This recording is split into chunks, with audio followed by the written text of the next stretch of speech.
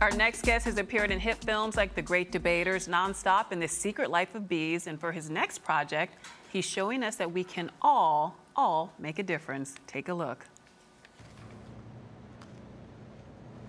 Hey! Back up. Those some bullets.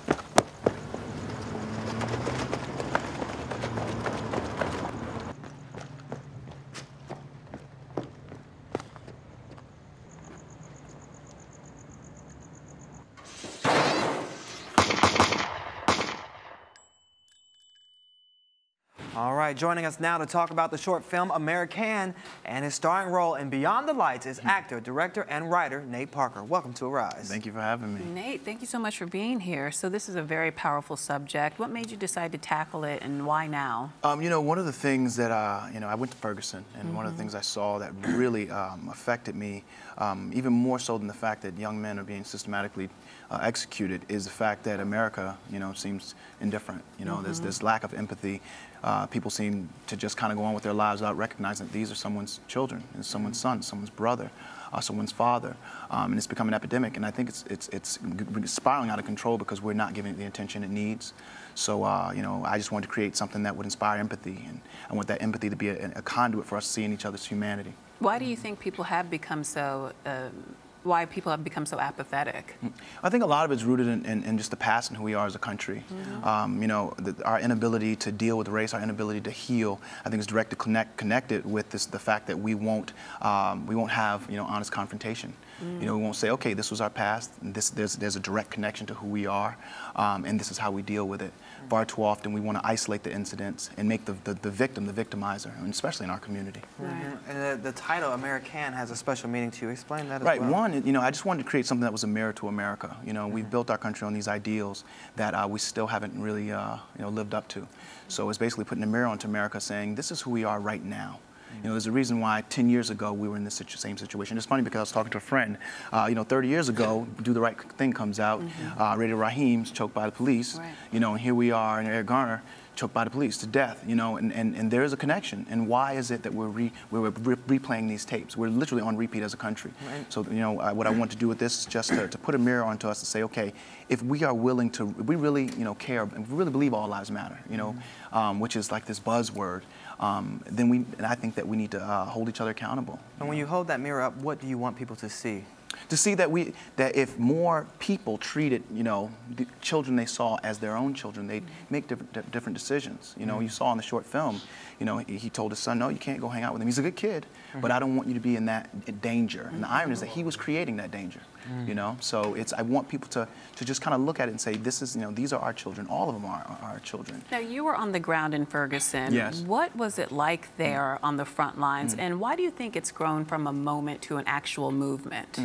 Well, a couple of reasons. I was there on the front lines. I saw organization. I saw people motivated around this cause. I saw people fed up. A lot of people want to see this as the Ferguson issue, but Ferguson is a microcosm for America. This is happening in just about every single city. This acceptance of the dehumanization of Black lives. And it's rooted in something. When people have this instinct that these people are less than, this idea, this white supremacy that infects us all, it manifests itself to people that have power, then, the decisions, affect life and death. But Nate, it's also the common argument that's being held by some people that we also have to focus on black crime. It's not just white officers going after and it's not black, just white officers. victims. The reality is that we're white supremacists too. Right. We carry around black inferiority complex. White supremacy is not just something that was dealt with, with the Nazis. If you look it up in the dictionary, it's just the idea that by virtue of our skin, we are less than. So when something, and it's like case study in law. You think that black people have internalized that, or some black people have internalized that as well? Self-hate is real. Self-hate is real. Self-hate is real. I remember when I was a kid, the first representation of Africa I saw was, the chubby lady walking the kids by the hand, and he had the pot bellies and the flies walking in their eyes. And I didn't want to be called African. You say something about my mom, we might fight. You say something, call me African, we're going to fight. And as the doll test, there's so many images from a very young age that are paramount in our identity, who we are, who we perceive ourselves to be. So why wouldn't you want to destroy your own image if your image is a reflection of incarceration and unemployment? I mean, these things are real, you know. So that we talk about race, and you know, we got to have the race conversation. What is that race conversation? You know, your new film Beyond the Lights also introduces another conversation, and it's about the imagery of women in the music industry. Talk to us about why it was important for you to be a part of this project. And by the way, we saw the film and we really liked it. I'm glad. So yeah. Well, you know, there's so many elephants in the room. You know, one of them, you know, I love hip hop. You know, I love, you know, R&B, but it's taken an ugly turn in many ways. And with this film, we deal with the hypersexualization of women and how it's become normal. You know, and as a father that has daughters, you know, there's certain stuff I won't let my daughters watch. But then you have to think about the people that are in these situations. How do they feel every day wearing the armor of this perception of who they're supposed to be, while the person inside is not really getting the attention they need? You know, it's like we talk about, you know, people that, you know, the skin lightening. You know, I was so touched by Lupita when she was at the Essence thing. She talked about just self-hate and just like wishing she was lighter. Like, it affects us all. Like, all these, it's all connected. In the same way that, you know, we need to deal with, you know, how these women are, you know, hypersexualized. We need to deal with the men that are misogynists. That how they're, you know, it's become profitable. You know, you see, you know, this young black man that can rap comes in talking about like this new song. You know, they come in talking about, you know, selling crack, killing people, disrespecting women. And they're like, well, it's going to sell. Let's make sure that we push it. Right. You know, all of us responsible. It's like that quote from Dante where he says, the hottest places in hell are reserved for those who remain neutral in times of more conflict. Wow. So by your neutrality, you are complicit. Yeah. This is everyone's problem. I love a man who can quote Dante. Dante, right? Yay. Just throw that in there. Chills up the spine. Well, it's great that you guys are bringing these important issues to light, but in an entertaining way, so people will go and hear the message that you are portraying in this movie, which you co-star alongside with Gugu and Batara, and the chemistry on the screen was so captivating. What was it like working with her?